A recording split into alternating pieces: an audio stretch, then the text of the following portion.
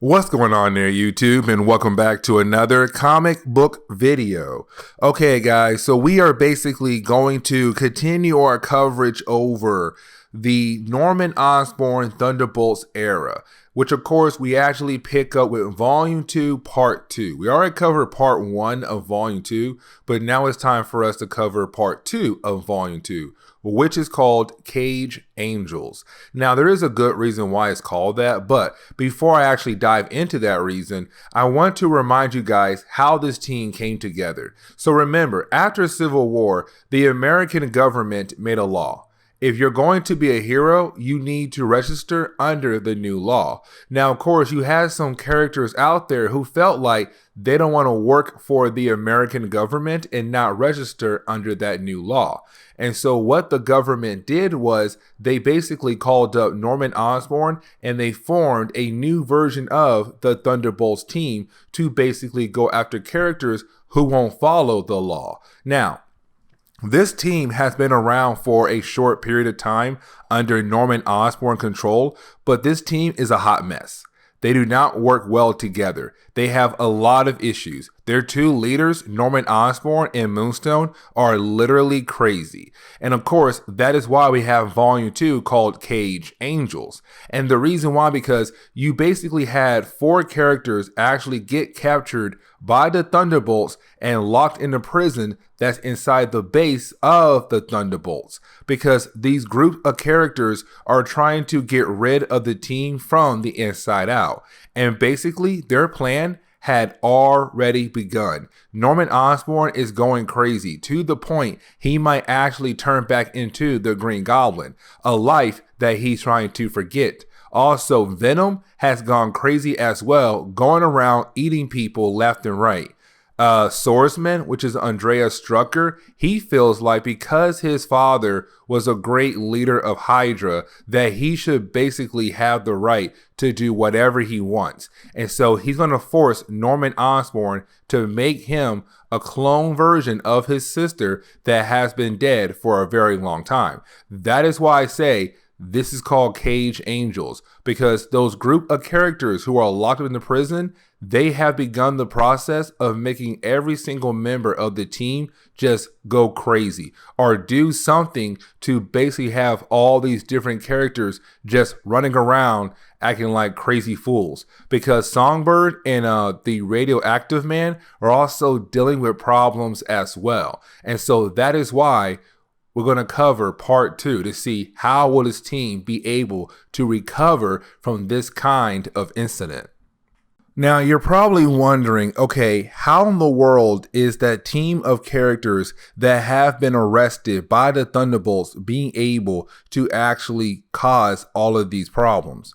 Well, of course, attacking the mind. Psychic abilities. You had these characters being able to control different members of the team to have them do different things. And so that is how they're able to actually have some of the team members just going crazy. For example, you have one guy named Blue Streak who's right now controlling Venom. And of course, Venom is just going around eating people, cutting folks up, acting like a crazy monster, which of course, that's what Marvel wanted at this time for Venom. But of course, he's doing that right now, just going around causing havoc all over the place. Because Blue Streak, one of the characters that was arrested by the Thunderbolts in our last video, is basically controlling Venom to have him act like this in the base of the Thunderbolts.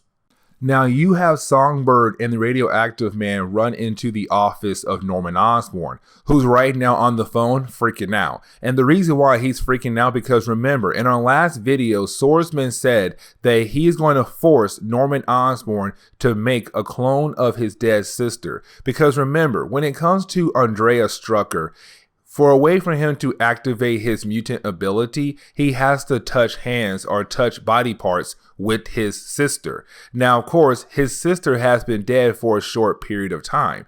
And so right now, Swordsman is technically unable to actually use his powers. And so Norman Osborn had offered Swordsman the ability to make a clone version of his dead sister, Andrea, so that Andreas and Andrea could once again be together and so that they can cause havoc across the world by using their mutant ability. Now, of course, Norman Osborn is freaking out because Swordsman was able to bribe some of the security guards in the base to actually work for him.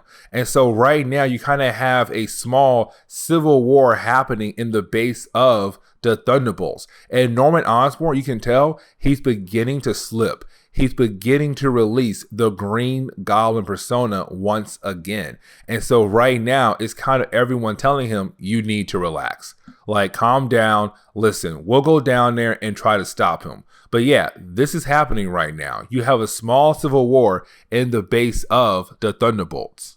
And so getting over to Swordsman, we actually do see him right now talking to his small group of soldiers that have basically joined his side because, again, he offered them money. Now, this is things get even crazier because now you have Swordsman building up a pretty decent sized army, especially being led by him. And so Norman Osborn did not send any other members of the Thunderbolts to deal with Swordsman. Instead, you had Norman Osborn send more security guards to fight against the guards who had joined Swordsman's side.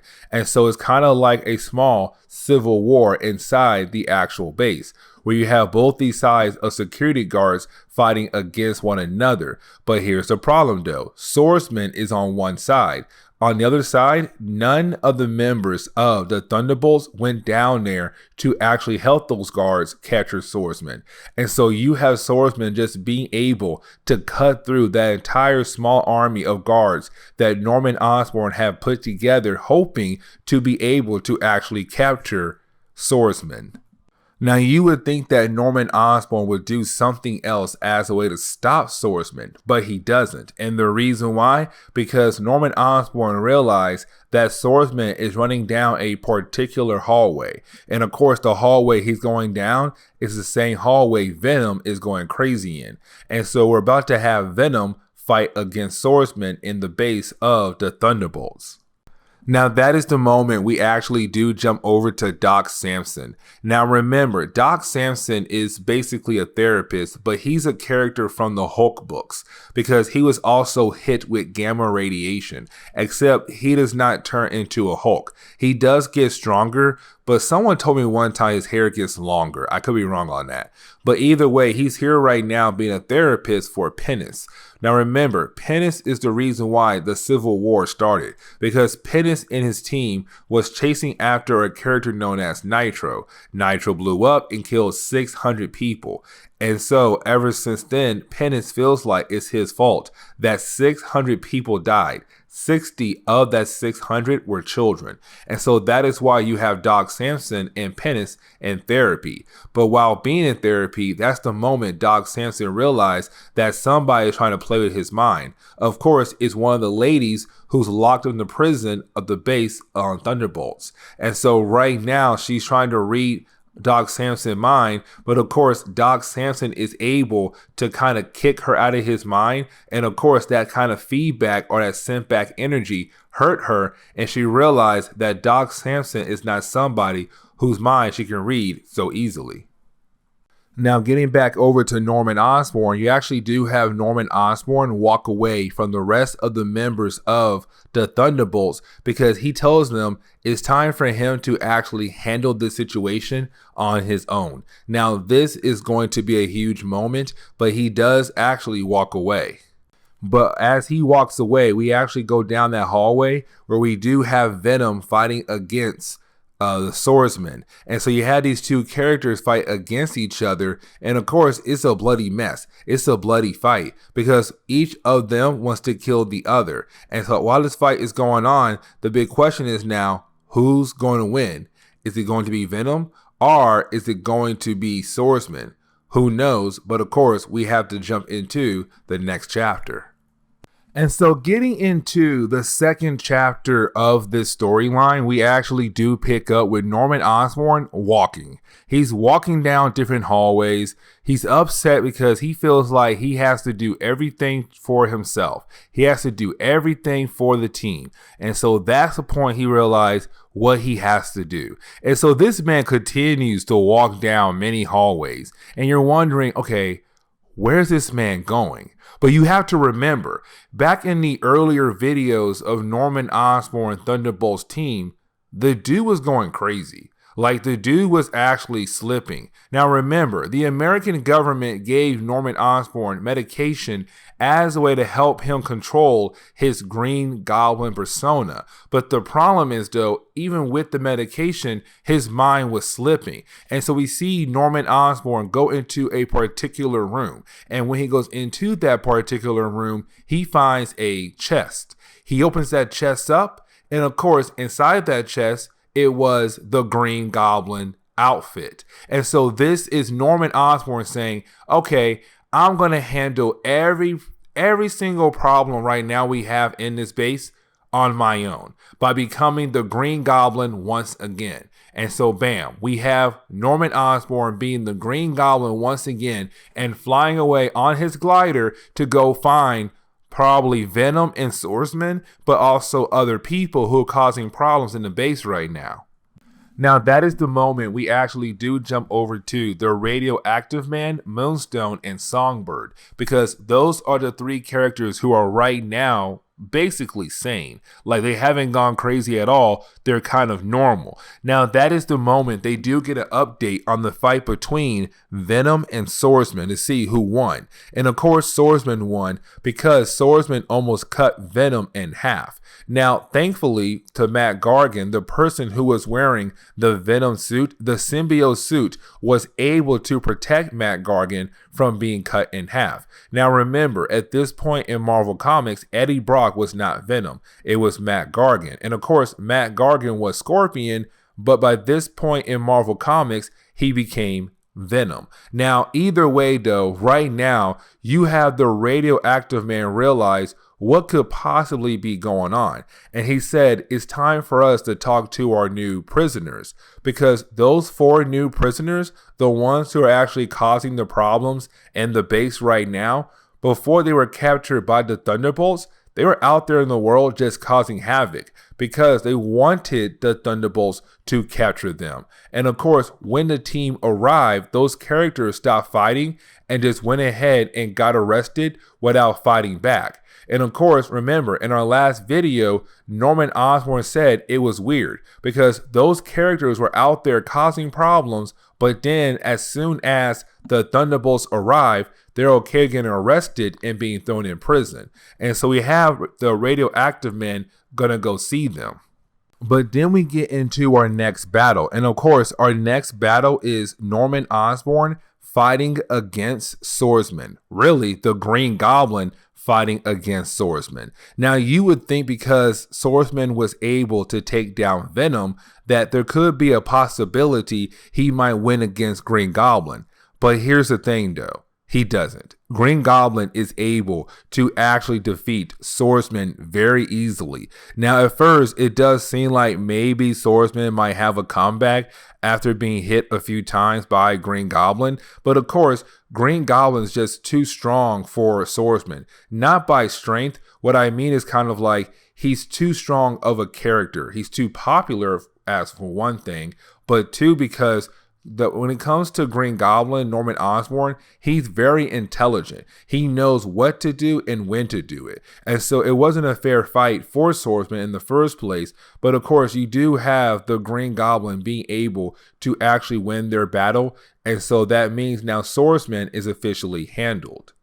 Now you do have the Radioactive Man and also Songbird trying to get to the prison area of the base to hopefully talk to those prisoners who are right now causing all of this mess. Now those prisoners with their psychic abilities, they know that Songbird and the radioactive man is on their way right now. And so, of course, they use their abilities as a way to control the mind of the radioactive man. Now, remember, when it comes to the radioactive man, he does have the ability to cause different kinds of radiation. And so right now, with his mind being controlled, he begins the process of saying that he is going to give everybody in the room some kind of cancer. Now, of course, you do have the guards being able to knock out the radioactive man because they're like, we don't want cancer. No. We do not want no cancer at all. And so, of course, they knock him out. Now, after that, you do have Songbird say, fine, stay here with him. I'm going to make sure that swordsman is secured. Now, of course, when she walks down the hallway and she does see swordsman, when she finds him, well, he's pinned to the wall because that is how Norman Osborn had left him. But of course, the big question is he alive? And you have a doctor say he's barely alive. Like, he is literally barely alive. But the way he's nailed up, if we try to move him by any way possible, he could possibly bleed out. Now, if you think things couldn't get any crazier, well, it does, because that is the moment you actually have Norman Osborn continue to go crazy as he blows up more security guards that he had hired for the base. And so now Norman Osborn has gone completely crazy. On top of that, another character is about to go crazy to cause more problems for the team right now. So right now, it seems like this team could technically be disassembled because of how crazy everything is going. Now, getting into the third chapter of this storyline, we actually do pick up with Moonstone going after Doc Samson. Now, there was something I mentioned in our last video when it came to the Thunderbolts, that basically Moonstone doesn't like Doc Samson at all. And so, of course, it makes sense on why in the world she's going after him for. And so, with that being said, she does go after him because right now she's being mind controlled by those characters who are locked up in prison. Now, with all that being said, though, Doc Samson is able to go toe-to-toe with her because, of course, again, he was also hit with gamma radiation, meaning that he can take a lot of hits that she is throwing out at him. But their fight actually does last for a good few pages. But then you have to realize that Moonstone wasn't expecting one particular person to actually help Doc Samson get rid of her. And of course, that person would be Pennis, which makes sense because he was in a therapy session with Doc Samson. And so you do have Pennis actually walk in and just take her out just very easily. I felt bad for the girl because kind of like maybe she had a chance against Doc Samson, but then Pennis walks in the room and he just shuts everything down in like 5 to 10 seconds. And it's kind of like, this was not even a fair fight for the girl. The girl tried and got her butt whooped. It is not a fair fight. Now, of course, this leads up to the big moment of the book, which is the Green Goblin fighting against Songbird. Now, of course, the reason why it's so big is because these are two people who want to control the Thunderbolts completely. Now, Norman Osborn was given control of this team by the American government. But when it comes to Songbird, she's been around on this team for a very long time. She has been on most of the different versions of this team throughout the years of Marvel Comics. And one time, she was actual leader of the team. And so she feels like that she has the ability to actually lead the team. And she feels like she should be in charge of the team. But of course, when it comes to Norman Osborn, when he got the control of the team, his main goal was to push Songbird to the side. He did not want her anywhere on the team at all. But of course, he did take her on the team, but he didn't give her a field team leader role.